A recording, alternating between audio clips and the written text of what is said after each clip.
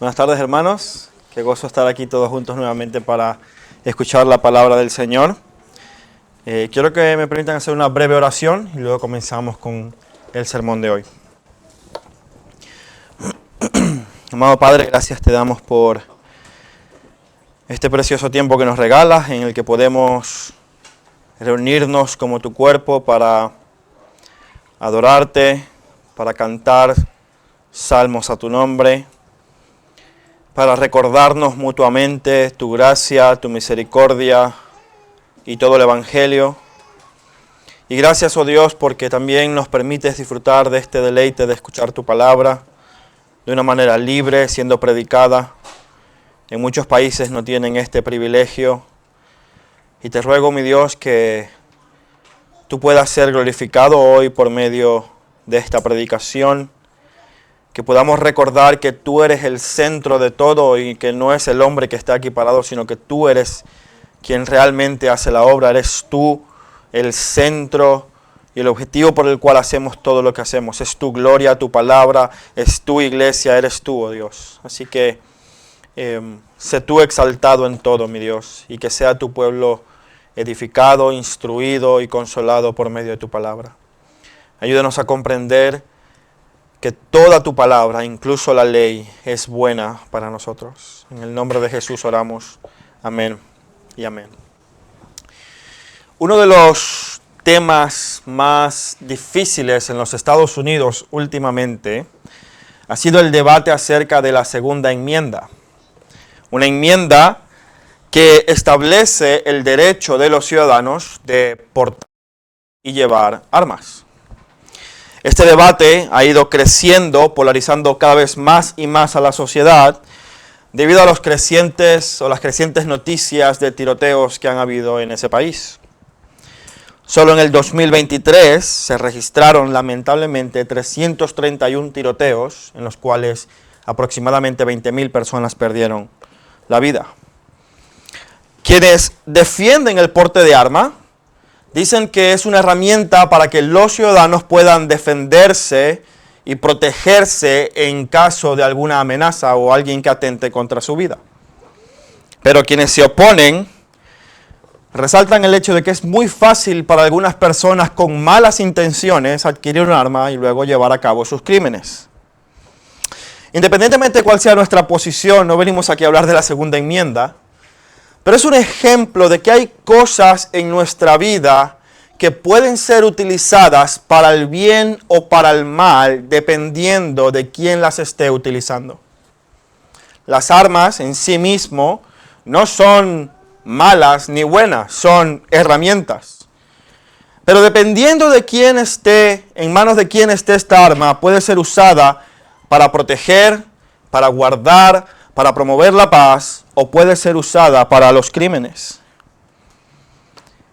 Las armas, amados hermanos, son instrumentos, bien sea para el bien o para el mal. Pueden ser usadas para cosas muy loables, para rescatar, pero también para cosas muy reprochables como amenazar y en última instancia quitar la vida. Esto ocurre con muchas cosas en nuestra vida, no solamente las armas, también el dinero. El dinero puede ser utilizado de una buena manera o de una mala manera. La autoridad, el poder, hay muchas cosas en nuestra vida que dependiendo de cómo las usemos, tendrán un resultado positivo o un resultado negativo. Y aunque parezca difícil de creer, lo mismo ocurre con la palabra de Dios. La palabra de Dios puede ser utilizada también para dañar o para bendecir. Puede ser utilizada para engañar y manipular, o puede ser utilizada para instruir y edificar. Hay una diferencia. La palabra de Dios es intrínsecamente buena, es decir, por naturaleza es buena. Pero sin duda alguna puede ser utilizada con fines bastante reprochables. Una vez escuché a un pastor decir que no hay nada más peligroso que un hombre malo usando la Escritura para justificar sus acciones. Y esto lo hemos visto a lo largo de toda la historia. Personas que usan la ley de Dios para justificar o promover ideas contrarias a la ley de Dios. Esto mismo, amados hermanos, estaba ocurriendo en la iglesia de Éfeso. Había falsos maestros que usaban el arma más poderosa, que es la palabra de Dios, pero la usaban de una manera ilegítima, de una manera ilegal, de una manera que no era correcta. Es como quien empuña un arma para cometer un crimen. Es lo mismo que estaban haciendo estos falsos maestros. Pablo deja a su verdadero hijo en la fe allí como si fuera un policía diciendo, no, tú usa la escritura para corregir, úsala bien, porque esta gente la está usando de una manera equivocada. Y lo que vamos a ver en nuestro texto del día de hoy es que estos falsos profetas estaban usando, estos falsos maestros usaban la Biblia para justificarse y promoverse a sí mismos en vez de guiar a las personas al Evangelio. Por eso mi argumento del día de hoy es, la ley no fue dada para justificarnos, sino para llevarnos al Evangelio. Y te invito a que abras tu Biblia en 1 de Timoteo capítulo 1 y vamos a leer desde los versículos 1 hasta el 11. 1 de Timoteo capítulo 1, versículos del 1 al 11. Dice así: Pablo, apóstol de Cristo Jesús, por mandato de Dios nuestro Salvador, y de Cristo Jesús nuestra esperanza, a Timoteo, verdadero hijo en la fe. Gracia, misericordia y paz de parte de Dios Padre y de Cristo Jesús nuestro Señor. Tal como te rogué al salir para Macedonia, que te quedaras en Éfeso, para que instruyeras a algunos que no enseñaran doctrina extraña, ni prestaran atención a mitos y genealogías interminables, lo que da lugar a discusiones inútiles en vez de hacer avanzar el plan de Dios, que es por la fe, así te encargo ahora. Pero el propósito de nuestra instrucción es el amor nacido de un corazón puro, de una buena conciencia y de una fe sincera. Pues algunos, desviándose de estas cosas, se han apartado hacia una vana palabrería. Quieren ser maestros de la ley, aunque no saben ni lo que dicen, ni entienden las cosas acerca de las cuales hacen declaraciones categóricas. Pero nosotros sabemos que la ley es buena si uno la usa legítimamente. Reconozcamos esto, que la ley no ha sido instituida para el justo, sino para los transgresores y rebeldes, para los impíos y pecadores, para los irreverentes y profanos, para los que matan a sus padres o a sus madres, para los asesinos, para los inmorales, homosexuales, secuestradores, mentirosos, los que juran en falso, y para cualquier cosa que es contraria a la sana doctrina, según el glorioso evangelio del Dios bendito que me ha sido encomendado. Vamos a orar. Padre, gracias nuevamente por tu palabra. Gracias porque en ella encontramos la verdad y en ella podemos confiar que tú nos revelas tu voluntad. Guíanos ahora por tu Santo Espíritu en Cristo Jesús. Amén y amén. El apóstol Pablo comienza en el versículo 8 haciendo un contraste entre el uso que se le da a la ley por parte de los falsos profetas y el uso que Timoteo tenía que hacer en su ministerio bíblico. Comienza diciendo, pero sabemos que la ley es buena. Ahora, esta conjunción de contraste no es la primera vez que la vemos en la carta. De hecho, en el versículo 5 ya Pablo había empezado a hacer un contraste entre la motivación de los falsos maestros y la motivación de la enseñanza paulina. Él hablaba acerca de cuál es el propósito que tenía Pablo, cuál era la intención que también debía tener Timoteo cuando enseñaban la Biblia. En el versículo 5 dice, pero el propósito de nuestra instrucción es el amor. Pablo y Timoteo enseñaban la Escritura con el objetivo de hacer crecer a su audiencia en amor, primeramente hacia Dios y en segundo lugar hacia las personas. Mientras que contrastaba cuál era el propósito de aquellos que querían ser maestros de la ley. En el versículo 7 dice, quieren ser maestros de la ley, aunque no saben ni lo que dicen. Por una parte está el propósito de instruir en doctrina para ayudar y edificar la iglesia. Y por otra parte está el propósito de promoverte a ti mismo queriendo demostrar un gran conocimiento de cosas que ni siquiera entiendes. Y observamos que en el versículo 8 Pablo continúa haciendo un contraste. Ya no en este caso acerca de la motivación y el objetivo de la enseñanza, sino que lo hace ahora del uso que estos falsos maestros hacen de la Escritura. En el versículo 8 dice, pero sabemos que la ley es buena si uno la usa legítimamente. Lo que Pablo estaba queriendo decir es que había un uso ilegítimo por parte de estos falsos maestros.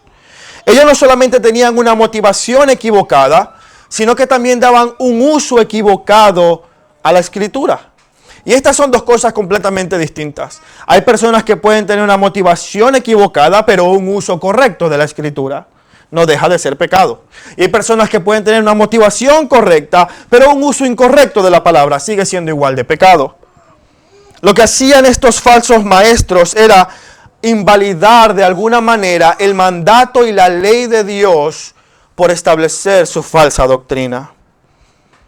Ahora, algo muy importante que quiero aclarar es que Pablo no está diciendo que la bondad de la ley está sujeta al uso que la persona le dé. Pablo no está diciendo, bueno, lo dice literalmente, la ley es buena si uno la usa legítimamente. Pero no está queriendo decir que la ley es buena únicamente cuando alguien la usa legítimamente. No, la palabra de Dios es buena en sí misma. Lo que Pablo está queriendo decir es lo mismo que el Señor Jesús le dijo a los fariseos. Cuando Jesús habló con los fariseos acerca de todas sus tradiciones y sus mandamientos humanos, en Mateo capítulo 15, versículo del 3 al 6, Jesús le dijo esto. ¿Por qué también quebrantan ustedes el mandamiento de Dios a causa de su tradición? Es decir, ¿por qué ustedes dejan de lado el mandamiento y la ley de Dios para imponer su tradición? Porque Dios dijo, honra a tu padre y a tu madre. Y quien hable mal de su padre o de su madre, que muera. Pero ustedes dicen, cualquiera que diga a su padre o a su madre, es ofrenda a Dios todo lo mío con que pudiera ser ayudado, no necesitarás más honrar a su padre y a su madre. Y escucha lo que dice Jesús acerca del uso de la Biblia que dan los fariseos. Y así ustedes invalidaron la palabra de Dios por causa de sus tradiciones. Lo que decían los fariseos era, sí, tienes que ayudar a tus padres económicamente, pero si tú dices, papá, no te voy a dar dinero porque voy a diezmar en el templo, entonces ya estás libre de honrar a tu padre y a tu madre. Cuando realmente el mandamiento en el decálogo era honrar a padre y madre. Y lo que hacían los fariseos era con esta tradición invalidar, anular el efecto positivo que la palabra de Dios tiene cuando es usada correctamente. Los fariseos imponían sus tradiciones, imponían su enseñanza por encima del mandato de Dios. Y de una manera muy similar, los falsos maestros en Éfeso, en vez de edificar con la palabra, lo que estaban haciendo era invalidándola, y el producto de esa enseñanza falsa eran puras contiendas, puras discusiones interminables. Mira lo que dice 1 Timoteo capítulo 1 versículo 4. No presten atención a mitos y genealogías interminables, lo que da lugar a discusiones inútiles. Invalidaban la palabra usándola de una manera errada. Vamos, hermanos, esto tiene que despertarnos como iglesia a la gran responsabilidad que tenemos aquellos que enseñamos y predicamos la Escritura. El mismo apóstol Pablo le dice a Timoteo en su segunda carta, en 2 de Timoteo capítulo 2 versículos 15 y 16, le dice lo siguiente: procura con diligencia presentarte a Dios como obrero aprobado, un obrero que no tiene de qué avergonzarse. Y mira lo que dice, que maneja con precisión la palabra de verdad y evita las palabrerías vacías y profanas, porque todos los que son dados a ellas conducirán a más y más impiedad. Pablo le estaba diciendo a Timoteo en su segunda carta, hijo mío, asegúrate de que te presentas delante de Dios como alguien que usa la Biblia correctamente, como alguien que sabe usar la palabra de Dios y la aplica de una manera legítima. No seas como estos falsos maestros que usan la Escritura para propósitos perversos y también de una manera perversa. Nosotros tenemos que entender, amados, que cuando enseñamos la Biblia, las buenas intenciones no son suficientes. Cuando enseñamos, es como que usted diga, yo voy jugando con una pistola cargada, pero tengo buenas intenciones. Amado, aquello que tú hagas con esa arma puede ser devastador para la vida de las personas. Yo he escuchado pastores que en sus iglesias, llenos de buenas intenciones, dan consejos errados aplicando mal la Escritura y llevando a las personas por ignorancia a caminos de pecado sin saberlo. Y tienen muy buena intención, pero lamentablemente su uso de la Escritura es reprochable. Nosotros no podemos ser como los falsos maestros que usan con liviandad la palabra, como queriendo decir, bueno, el Señor ya me guiará y seguramente saldrá bien. No, amados, tenemos que entender cuál es el uso legítimo de la ley en este caso, pero también de toda la Escritura. Timoteo debía usar la palabra de verdad con precisión y evitar todo aquello que no se ajustara a un uso legítimo de la Escritura. Solamente esto puede producir vida. Solamente esto puede ayudar a que una congregación crezca en piedad verdadera. Todo lo demás va a generar únicamente decadencia espiritual. Todo lo demás va a generar discusiones inútiles e interminables. Pero de nuevo, lo que Pablo está diciendo en el versículo 8 es, la ley es buena. El problema no era la ley, sino el uso que estos hombres le estaban dando. El apóstol es enfático al decir que la palabra de Dios es buena y lo que ellos están haciendo es usándola de una manera mala, por lo tanto pervirtiendo el propósito con el cual Dios nos la dio. La palabra buena es traducida también como útil. Es decir, la palabra de Dios es útil, es efectiva, es capaz de producir el fruto con el cual Dios la envió. Ese es el propósito y por eso el Señor dice, mi palabra no volverá vacía.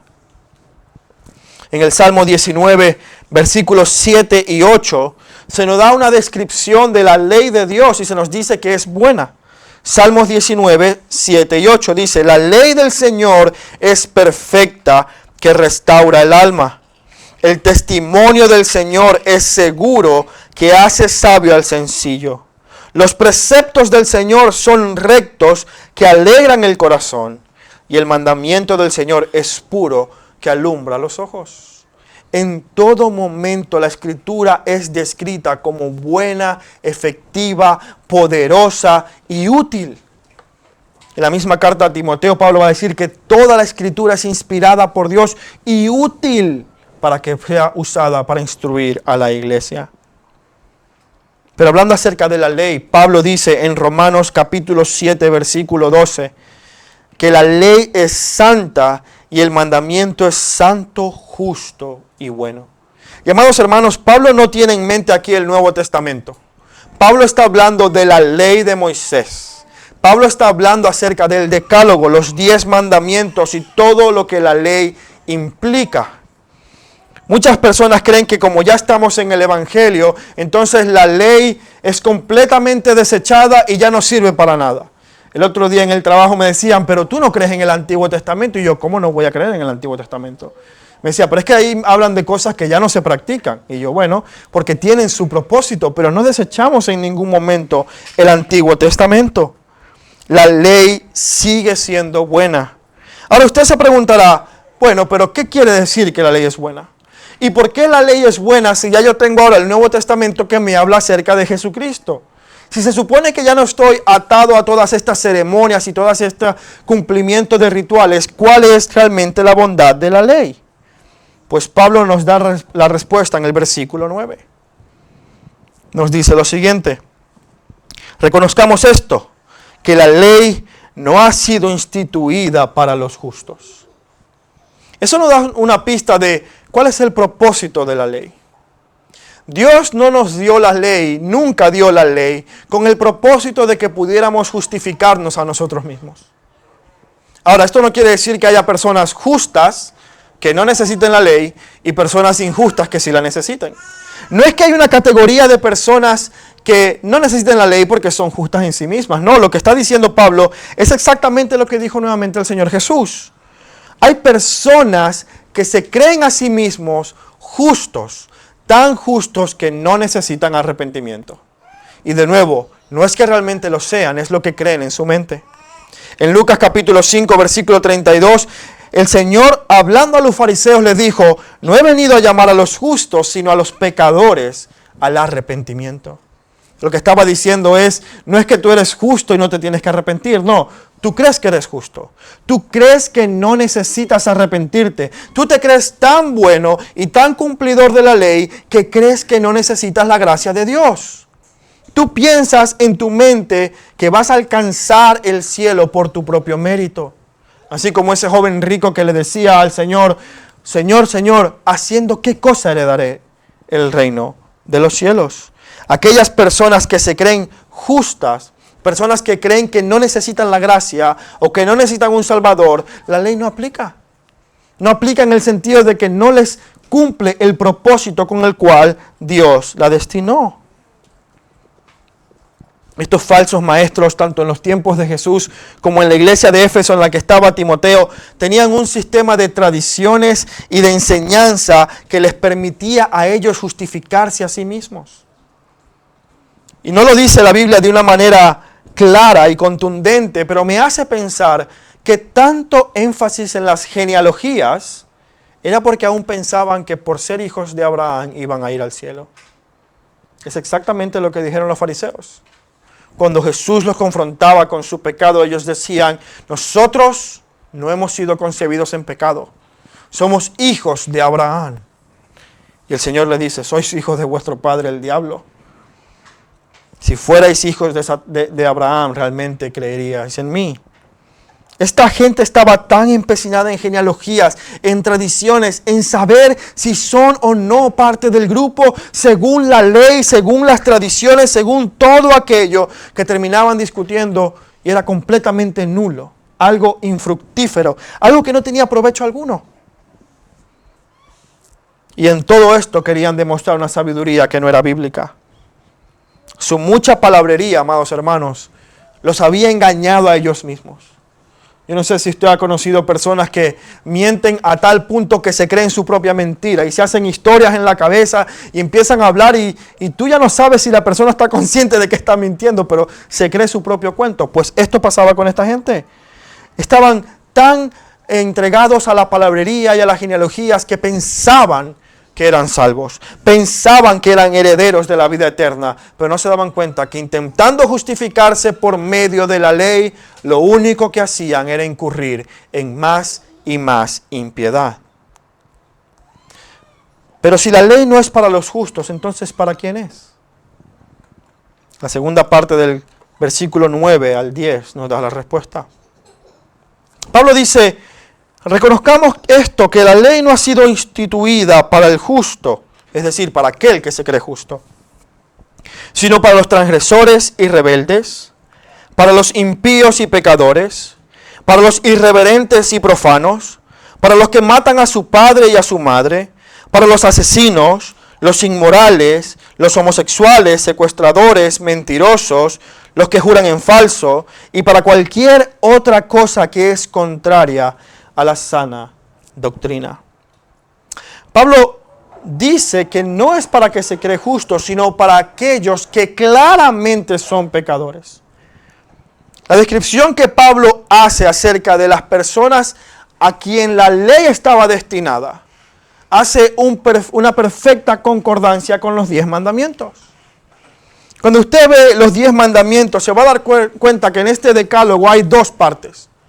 Hay una parte de mandamientos, los primeros 4, que rigen nuestra relación con Dios. Y hay una segunda parte, que es la que regula nuestra relación con el prójimo. En primer lugar, no tendrás dioses delante de mí. No tomarás el nombre de Dios en vano. Santificarás el sábado. En todo momento está hablando de nuestra relación y nuestra reverencia hacia Dios, hasta que llega luego al 5º mandamiento, donde dice, honra a tu padre y a tu madre. Y de una manera muy intencional, lo que Pablo está diciendo es, estas personas a quien está destinada la ley corresponde tanto con aquellos que pecan profanando su relación con Dios o aquellos que pecan contra su prójimo. Miren lo que dice la primera parte del versículo 9. La ley no ha sido dada para el justo, sino para los transgresores y rebeldes, los impíos y pecadores, los irreverentes y profanos. Quiero que me acompañe rápidamente a Éxodo capítulo 20, versículos del 2 al 11. Éxodo capítulo 20, versículo del 2 al 11. Y quiero que piense mientras leemos estos mandamientos en el profano, el irreverente, el transgresor, el rebelde, el impío y el pecador. Éxodo capítulo 20, versículo del 2 al 11 dice lo siguiente: Yo soy el Señor tu Dios que te saqué de la tierra de Egipto, te saqué de la casa de servidumbre. No tendrás otros dioses delante de mí. No te harás ningún ídolo ni semejanza alguna de lo que está arriba en el cielo, ni debajo en la tierra, ni en las aguas debajo de la tierra. No los adorarás ni los servirás. Porque yo, el Señor tu Dios, soy Dios celoso, que castigo la iniquidad de los padres sobre los hijos hasta la tercera y cuarta generación de los que me aborrecen. Y muestro misericordia a millares y a los que me aman y guardan mis mandamientos. No tomarás el nombre del Señor tu Dios en vano, porque el Señor no tendrá por inocente al que tome su nombre en vano. Acuérdate del día de reposo para santificarlo. 6 días trabajarás y harás toda tu obra. Pero en el séptimo día es día de reposo para el Señor tu Dios. No harás en él trabajo alguno, ni tú, ni tu hijo, ni tu hija, ni tu siervo, ni tu sierva, ni tu ganado, ni el extranjero que está contigo. Porque en 6 días hizo el Señor los cielos y la tierra, el mar y todo lo que ellos hay, y reposó el séptimo. Por tanto el Señor bendijo el día de reposo y lo santificó. En todo momento la ley nos está regulando nuestros primeros mandamientos, nuestra reverencia, nuestra adoración, la forma en cómo debemos tratar el nombre y la gloria de Dios. Estas categorías de transgresores, rebeldes, impíos, pecadores, irreverentes y profanos nos recuerdan a los idólatras y los que no toman su relación con Dios en serio. Aquellos que no tienen ninguna religión o le da igual aquello que sea religioso.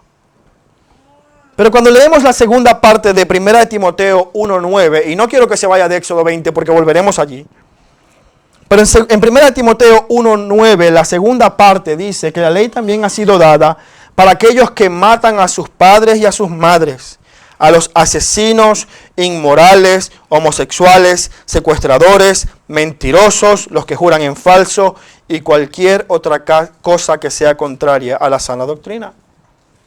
Si usted lee Éxodo 20 del 12 al 16, va a encontrar precisamente que lo siguiente que dice Pablo, después de decir profanos, es aquellos que violan el quinto mandamiento.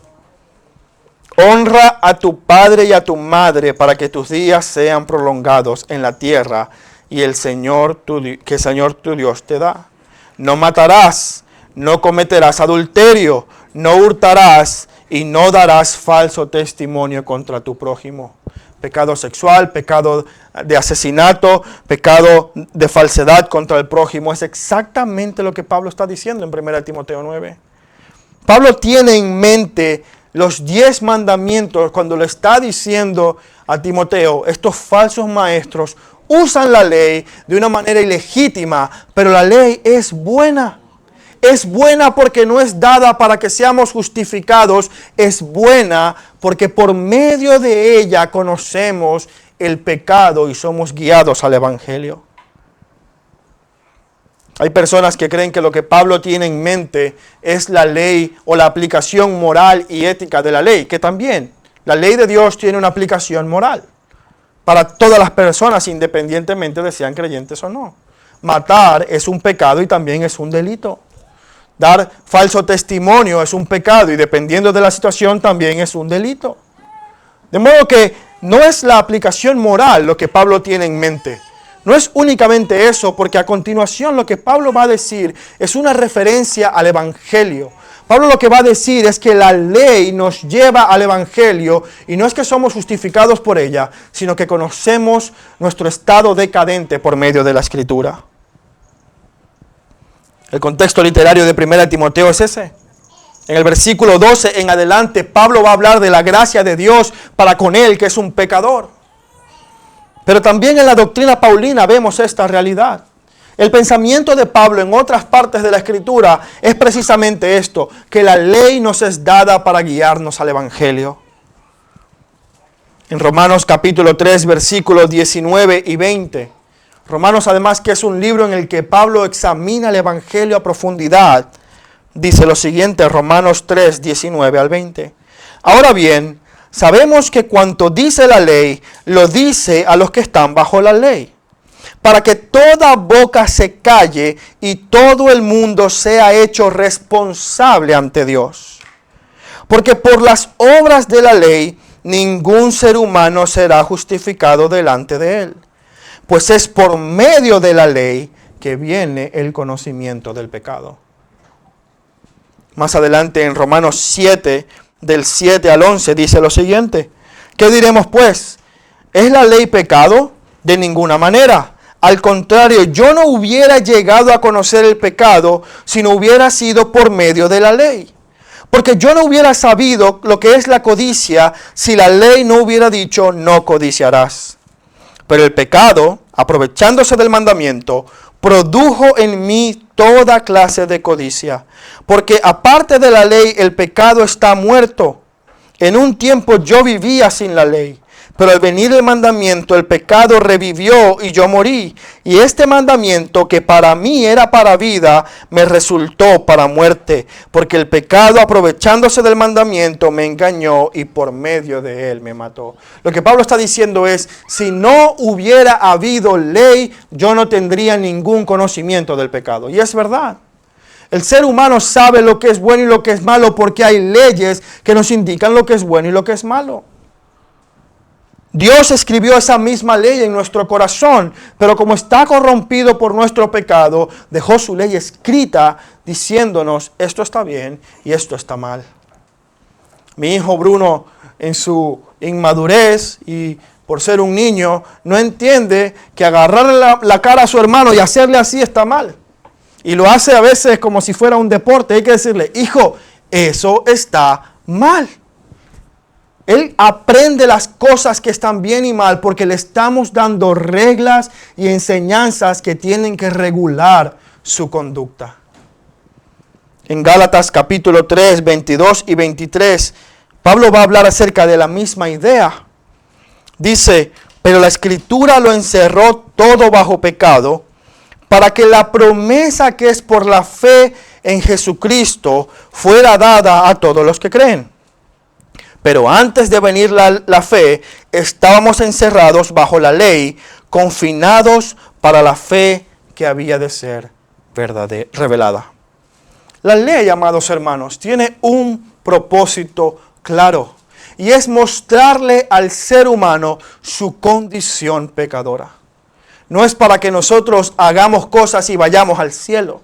No es para que tú tengas una lista de verificación, una checklist que digas, ostras, no matarás, bien, no robarás, bien, no codiciarás, bien, soy bueno y soy, la verdad, que justo.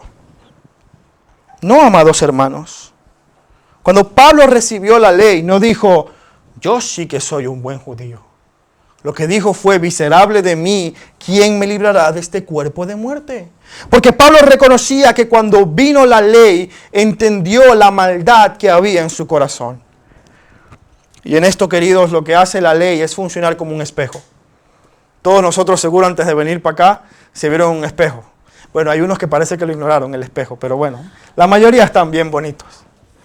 Pero cuando uno se ve a un espejo, lo que uno hace es ver la condición de su rostro. Cuando uno ve un espejo, uno ve si tiene la cara manchada, si se ve bien, si está despeinado, cuál es la condición que tiene. Pero cuando uno ve el espejo, sería inútil usar el espejo para lavar tu cara. Ustedes no agarran el espejo y hacen, estoy sucio, espejo, límpiame la cara. No, el espejo te muestra tu condición. Pero tú usas otra cosa que es el jabón para lavar tu rostro. La ley no tiene la intención de ser un jabón para el ser humano. No tiene la intención de lavar tu corazón y limpiarte de toda tu maldad, sino mostrar cuán sucio está tu cara, cuán podrido está nuestro corazón. Ese es el propósito de la ley. Cuando dice, no codiciarás, te pregunto, ¿codicias? Por supuesto que sí, todos lo hacemos. No mentirás, ¿mientes? Por supuesto que sí, todos mentimos. No matarás, y uno dice, bueno, yo no he matado, pero el Señor Jesús dijo que cuando tú odias a tu hermano en tu corazón, es como si lo hubieses matado. Odias a alguien, lo desprecias a alguien, pues sí, todos lo hacemos. Amado hermano, la ley te muestra a ti que eres pecador. Y es lo mismo que hace conmigo. Cuando uno intenta usar un espejo como si fuera un jabón, lo único que va a hacer es destruir el espejo o cortarse la cara. Únicamente vas a tener un resultado negativo. Y por eso Pablo advierte a Timoteo en su segunda carta, quien hace tal cosa solamente crea más y más iniquidad, más y más impiedad. Pero Pablo no termina allí. Pablo da una lista de personas a quienes la ley está destinada, hablando acerca de cuál es el propósito de la ley. Mostrarnos nuestro pecado, nunca justificarnos. Pero luego añade una frase muy interesante. Después de mencionar toda la forma en cómo los hombres pecamos, a todos los criminales posibles, dice, y contra toda cosa que sea contraria a la sana doctrina. Y Pablo en este caso no está hablando de una persona o una categoría de pecado en una persona, sino que está hablando de un tipo de enseñanza. Toda enseñanza que sea contraria a la sana doctrina es igual de pecado que los pecados que se cometen contra la ley. ¿Qué quiere decir esto?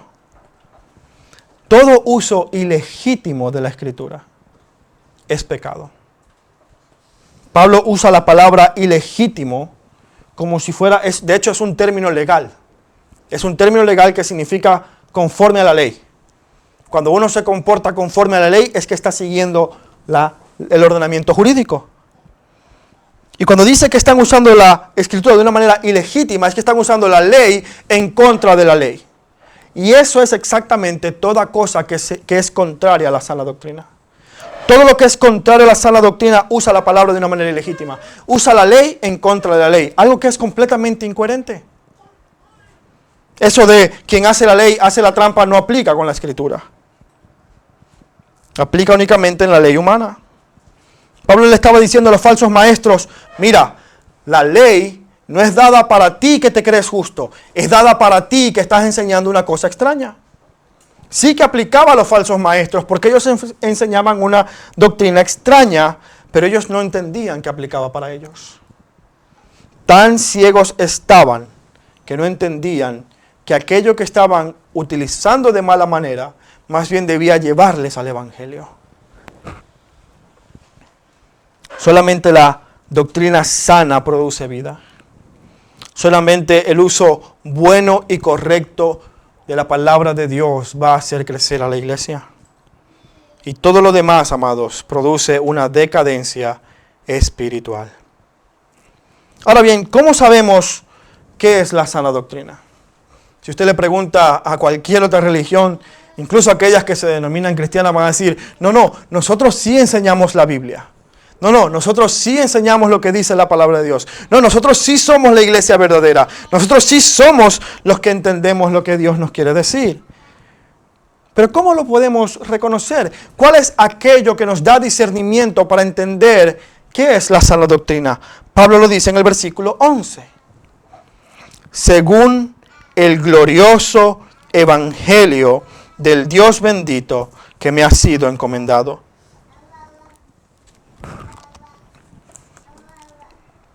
Amados, el Evangelio es aquello que nos permite entender toda la Escritura de una manera correcta.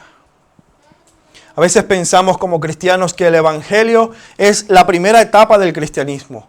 Bueno, sí, sé que soy pecador y que, tengo que arrepentirme y que Jesús murió por mí en la cruz y que ahora que ya soy cristiano, entonces hay otro conocimiento que debo obtener para entonces seguir viviendo la vida cristiana. Y el Evangelio es como las primeras cosas. Como, ya yo creí el Evangelio, ¿ahora qué más hay? Aquí en la iglesia tuvimos algunas personas que decían, ya yo el Evangelio lo conozco, ahora quiero entrenarme en profecías. Y decía, muy bien hermano, lees el Antiguo Testamento para que vuelva al Evangelio. Porque pensamos que el Evangelio es como lo primero, lo básico, y ya luego, pues, ¿qué es lo demás que viene? Amados, el Evangelio es el principio y el final de la vida cristiana. El Evangelio va de Génesis a Apocalipsis. Todo en la Escritura es acerca de la obra y persona de Jesucristo en su ministerio sacerdotal para con nosotros. Nada en la Escritura está fuera del sacrificio que Cristo hizo por su pueblo. Todo. Cuando me tocó predicar la serie de Génesis, vimos como en los primeros 3 capítulos de Génesis, vemos tan rápido en la Biblia todo el Evangelio completo. Porque el Evangelio lo es todo. Sin el Evangelio, cualquier interpretación de la Escritura va a ser ilegítimo y errado. Si tú usas la Escritura para algo completamente diferente, a reflejar la santidad y grandeza del Creador, la pecaminosidad del hombre y la única esperanza en Jesucristo, entonces está yendo para otro lado. No es la ley, no es el Evangelio, no es la palabra de Dios. Hay personas que pertenecen a iglesias en las que se enseñan leyes como si quisieran ser más santos. Como si quisieran entonces, bueno, ya eres cristiano, ahora ya no puedes usar pantalón. Ahora ya no puedes usar oro. Ya no puedes usar esto. Ahora tienes que hacer aquello. Ya creíste, ya te arrepentiste. Ahora tienes que vivir de una manera legalista. Hermanos, y hay iglesias evangélicas que practican eso. Se denominan evangélicas, pero son iglesias completamente falsas. Mira lo que Pablo le decía a los colosenses. En Colosenses capítulo 2, versículos 16 y 17.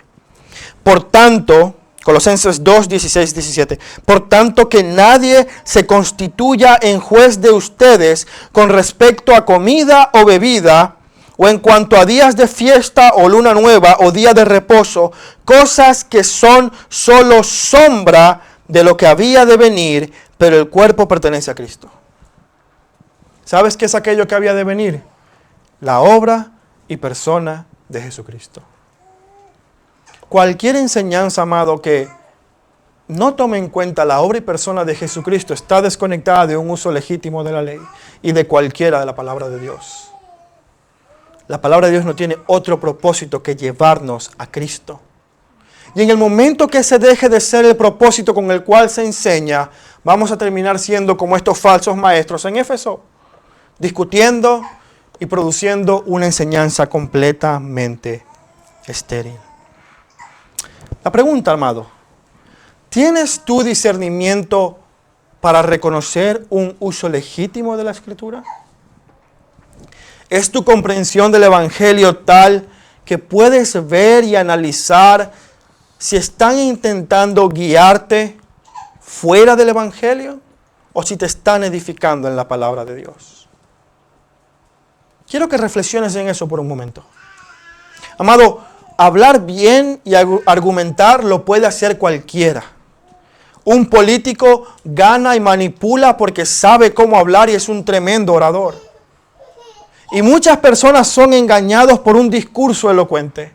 La pregunta es, cuando tú analizas el contenido del discurso, ¿tienes la capacidad de decir, este es un uso legítimo de la ley de Dios?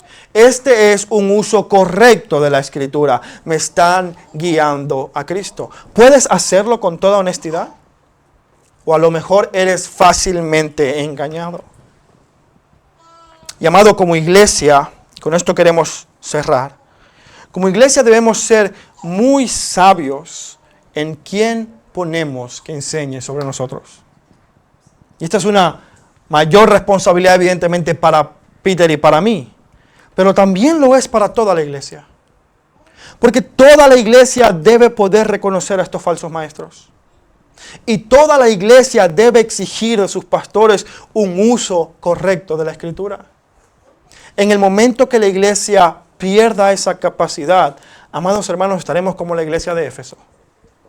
Infiltrados con falsos maestros, guiados y siendo apartados del Evangelio y sin capacidad de poder reconocerlo. Es mi oración que como iglesia, pensando en los cambios que vienen, amados, podamos seguir con este mismo espíritu centrado en la sana doctrina. Podamos seguir batallando por la fe que fue entregada una vez por todas a los santos. Y que podamos seguir creciendo en nuestro conocimiento del Evangelio con un amor sincero hacia Dios y los demás. Amén. Vamos a orar. Padre amado, tú eres bueno y tu palabra es buena. Tu ley es buena, oh Dios. Y es buena porque nos muestra nuestra condición pecaminosa. Nos muestra nuestro estado decadente. Pero es bueno porque no nos deja sin esperanza. Tu palabra es la que nos guía a las malas noticias que enfrenta el pecador, pero también a las buenas noticias de la esperanza que hay en Jesucristo.